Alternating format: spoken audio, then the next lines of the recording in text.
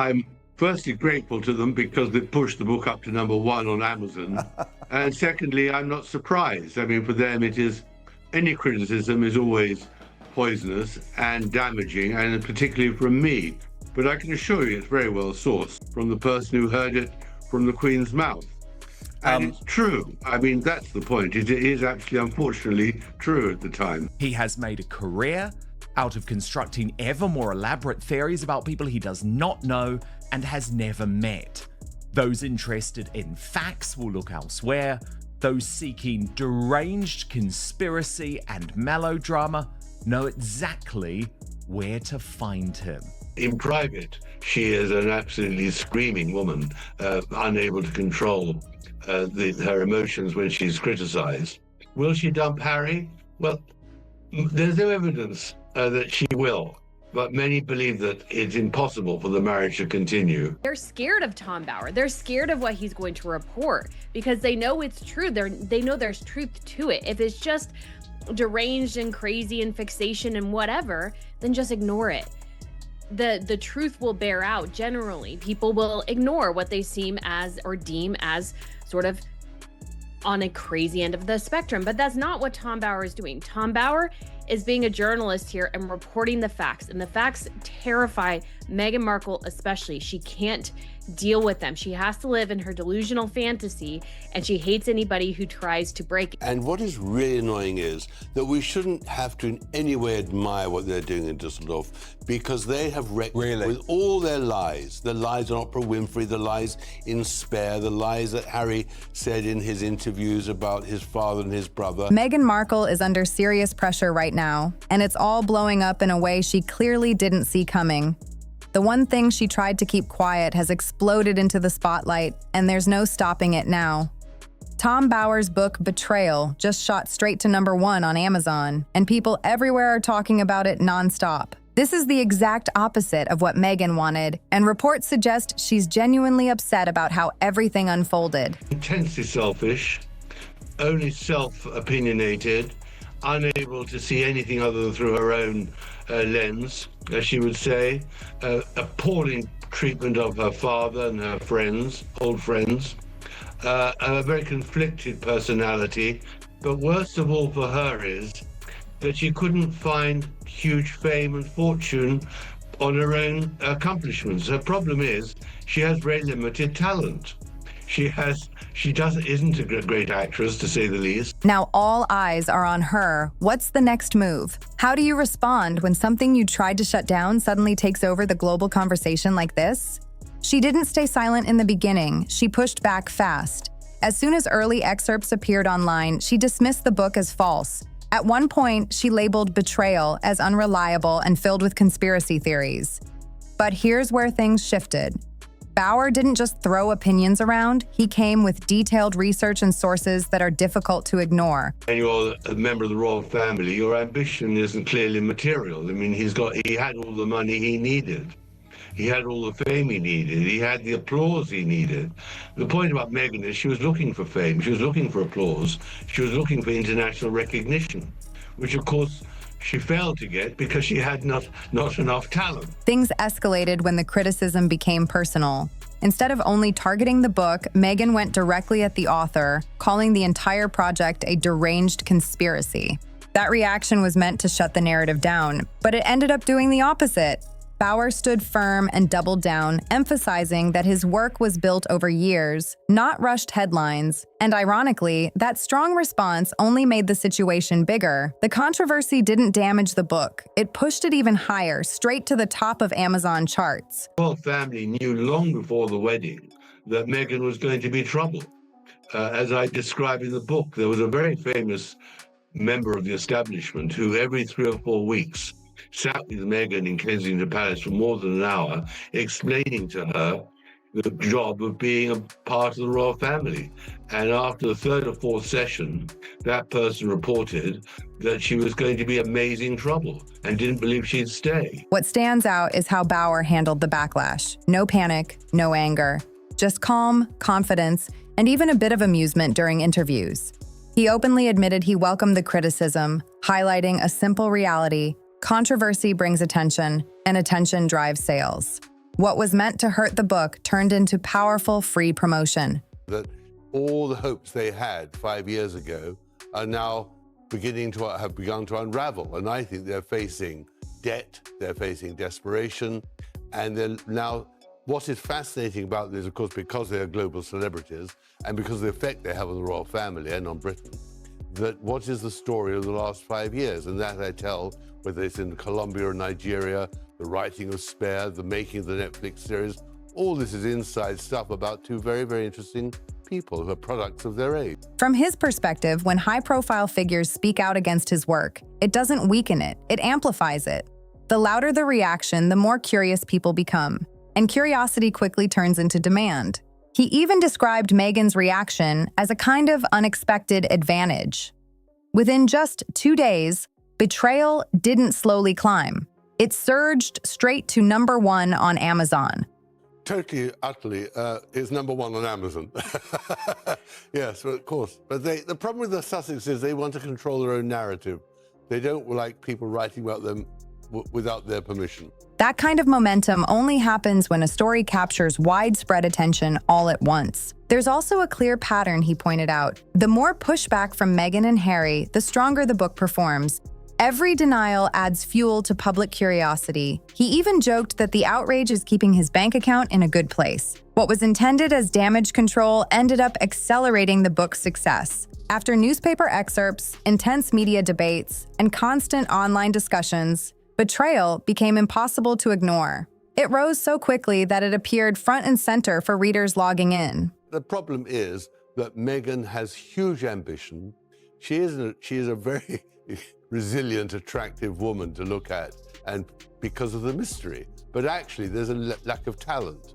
She wasn't a great actress. She's not a great television performer. She was terrific at dishing the dirt, or her dirt, on the royal family, and she's reached the end of the road. Bauer compared this reaction to past moments where celebrity backlash unintentionally boosted his earlier work as well. His overall message is simple but sharp: royal outrage equals publicity, and in his view, the couple's post-royal strategy hasn't delivered the results they originally expected. The plan was clear: build financial independence through major media deals. Massive agreements with Netflix and Spotify were supposed to secure long-term influence and stability. Meghan's people say that she's decided to move on and do this for herself because she doesn't need Netflix anymore, and therefore it's a positive own step forward. As Mandy Rice Davis said, she would say that, wouldn't she? I mean, the point is, of course, it was a complete failure. It was absolutely crucified by the critics. It had terrible viewing figures. I think it was something like number 3,000 on Netflix's most popular programs. But critics argue those projects didn't reach the level many anticipated. Some ventures ended earlier than planned, raising real concerns about consistency and future income. And of course, the income has now stopped. Netflix doesn't pay them, Spotify doesn't pay them. She's having to go to Australia for this bizarre health farm encounter where you pay £1,700 to meet her. You could meet her. I mean, I saw that. Her. Whether you actually meet her one-on-one, I don't know. Well, I think you do. You can have a photograph taken with her. Oh, right. They say that most of the people applying for the tickets are journalists. And behind all of that, another issue has been growing quietly, but significantly. Ongoing legal battles over security are creating serious financial pressure. Without royal funding, protection costs reportedly reach millions each year, all paid privately. Oh, they spend a fortune, not least on security, but their huge mansion in Montecito in California. That kind of expense adds weight, especially over time. According to this perspective, it's not just about money, it's about sustainability. The original vision combined global status with independence, but maintaining that level of visibility without royal structure has proven far more difficult than expected. Instead of expanding influence, there are signs it may be tightening. The need to stay relevant becomes constant, almost relentless, as the spotlight becomes harder to hold on to. And then comes one of the most talked about claims. Bauer suggests Meghan may eventually look for a way out, arguing that Prince Harry has become someone she didn't originally envision. He even raised the possibility of her moving on and choosing a partner with greater financial power. To support that idea, he referenced her past relationship with Trevor Engelson, stating she reportedly returned her wedding ring as that chapter ended and a new one began with Prince Harry. No, I choose people who don't want to be written about, on the whole, whose lives are shrouded in mystery, and they want to hide their secrets, and I just love digging away to find out what they don't want us to know. I wrote 4 years ago a book about Prince Charles, and it was a story about how he had rehabilitated himself after Diana's death, and how Camilla also had to be rehabilitated. And it was a #1. It was a fascinating story. So when Meghan came along into the scene, I just thought, this is fascinating. How is this going to play out? To tell the truth, I spoke to very few friends of Meghan because she put a fatwa on anyone talking to me who she could. So I sent off dozens and dozens of emails to her friends, and most of them didn't even reply. And obviously I spoke to her father, who loves her still very much, and said, in the end, whatever she is, she's still my daughter. You can't beat the real story. I mean, that's the excitement of writing these sort of books, that in the end, nothing beats the truth, the real facts. It's a controversial comparison, and one that's getting a lot of attention. Whether accurate or not, the suggestion alone adds another layer of tension to an already complicated narrative. At the same time, efforts to rebuild influence are still ongoing. Strategic international appearances appear to be part of that approach, aiming to restore global visibility and reshape public perception. One planned trip connected to Jordan reportedly ended earlier than expected due to instability in the region. Soon after, focus shifted toward Australia, and that shift carries its own significance. Yikes! Harry's cash crisis. He is flat broke, and this program has been told that as the money runs out, and runs out fast, Meghan will, and I quote, be looking to replace Harry with a US billionaire. You heard me right. Meghan Markle is going to dump Harry and replace him with a US entrepreneur worth billions. Australia holds symbolic value due to past royal tours that received overwhelming public support. The apparent goal is to recreate that connection, but the current response feels very different. But I will tell you that lots of Australian viewers of the Mark Dolan show don't want to see Harry and Meghan. The reason why it went down well in 2018, Paul, is because the Australian public didn't know Meghan Markle very well. Well, they know her now. And what do they know her to be? A gold-digging grifter. Petitions opposing the visit have reportedly gained traction, and critics are questioning whether public resources should be linked to their presence at all. At this stage, one idea stands out clearly. Royal association still carries weight. In fact, it may be the strongest connection they have left to that level of global influence. That's why a potential return to the UK alongside King Charles III is seen as such a powerful scenario. A single shared appearance could shift perception instantly, restoring credibility and drawing worldwide attention. That she's gone to Australia to sell herself at a health congress for £1,700 a time.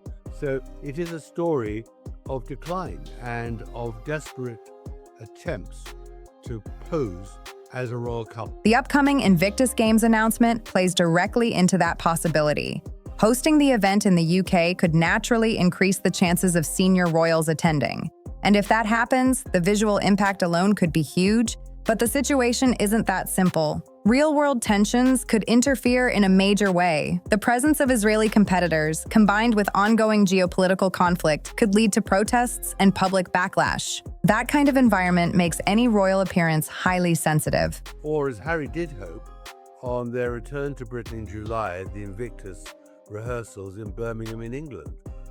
That, in my view, is now looking rather undoubtedly. And King Charles, known for careful decision-making, may choose to avoid any situation that risks controversy. If that happens, the entire reconciliation angle could collapse before it even begins. I think he desperately does want to come back. I think that's what the whole Invictus Games in Birmingham was all about and is all about. But I think now he's got a huge problem that they're increasingly unpopular. The king can't face him in the way he wants in public. And Birmingham is the worst place to bring the Invictus Games. Harry's plans, plus the protection, which I don't believe he's going to get the way he wants, is going to make it very, very difficult for him. Without that one defining moment, rebuilding royal credibility becomes much harder. There's also direct criticism aimed at how royal identity is being used. Bauer argues that the Duchess title has increasingly been linked to commercial ventures and premium access experiences. One example raised was a planned wellness retreat in Australia, where high-priced tickets were reportedly offered to attendees hoping for direct interaction with Meghan. That alone sparked discussion. But more concerns followed. Reports pointed to possible issues with venues, accommodations, and even environmental conditions affecting nearby beaches. Now there are open questions about whether the event can meet expectations despite tickets already being sold. When it comes to reconciliation within the royal family, the biggest obstacle may be Prince William. I think if Harry and Meghan in any way threaten the royal family from now on, and as they have in the past, William will be minded to do exactly the same, not only to Harry and Meghan, but also their children, because he doesn't need a rival, hostile royal family in California. The view presented here is that he remains firmly opposed to reopening that chapter, reflecting a divide that may not be easily repaired. Past tensions continue to resurface, including claims of a disagreement shortly after Harry and Meghan's honeymoon, where Meghan allegedly confronted William during a private meeting. Moments like that are believed to have damaged trust in a lasting way. Also alleged in the book that a supposedly conciliatory tea-time meeting between Harry and his brother Prince William culminated in Meghan snapping at William and saying, "Get your finger out of my face." It says, you say, and I've long thought this, that William harboured doubts about Meghan long before the engagement. Despite stepping away during a peak moment of global attention, the current phase looks very different. Instead of expansion, there are signs of pressure: financial, reputational, and strategic. What once looked like a transition into independence now resembles a constant effort to maintain position. From royal prestige to commercial survival, that's the shift being described. And the future could bring even more change. While King Charles may prefer stability, there's growing speculation that a future under King William could involve stricter decisions regarding titles and their use outside official roles. Do you think they'll lose their titles when William and Kate become king and queen? I think it's in balance now. It depends how they behave. If she exploits the royal title in Australia and starts monetizing the way that Sarah Ferguson did, I think that's the end for her. At the same time, Meghan herself remains a key figure in all of this. Publicly, she appears composed, but behind the scenes, there may be more tension than is visible. Her upcoming moves, including international appearances, are seen as calculated steps to reshape her image and regain narrative control. I mean, the real problem, Jeremy, is that both Fergie and Meghan have got one absolute dynamite asset in their pockets, and that's a book. And they can write whatever they like and get away with it. And the more sensational and the more dishonest, the better. And that is a great problem for the royal family. For Bauer, the title Betrayal captures the core idea. He argues that expectations were broken, trust was challenged, and the consequences are now unfolding over time. Still, one thing remains clear: Meghan Markle cannot be underestimated. Her influence is still significant, and any future move she makes could shift the conversation instantly. One possibility continues to stand out: a potential tell-all memoir. If that ever happens, it could create serious waves and challenge the royal institution in a completely new way. And here's where everything flips again. The same backlash meant to shut this story down may have quietly built the perfect setup for something even bigger. Because if one book caused this much chaos, what happens if Meghan decides to tell her side? Think about it. Two completely different versions of the same story, both fighting for public belief, both dominating headlines at the same time. That's not just drama, that's a full-scale media storm waiting to explode, because this story is clearly not over. And if that response book actually drops, everything could change overnight. So if you want the real updates the moment they happen, make sure you're subscribed, because this is only getting bigger. So now the real question isn't just about the past, it's about what comes next. Was calling the book a deranged conspiracy a mistake? Or did that one move start something she can't stop anymore?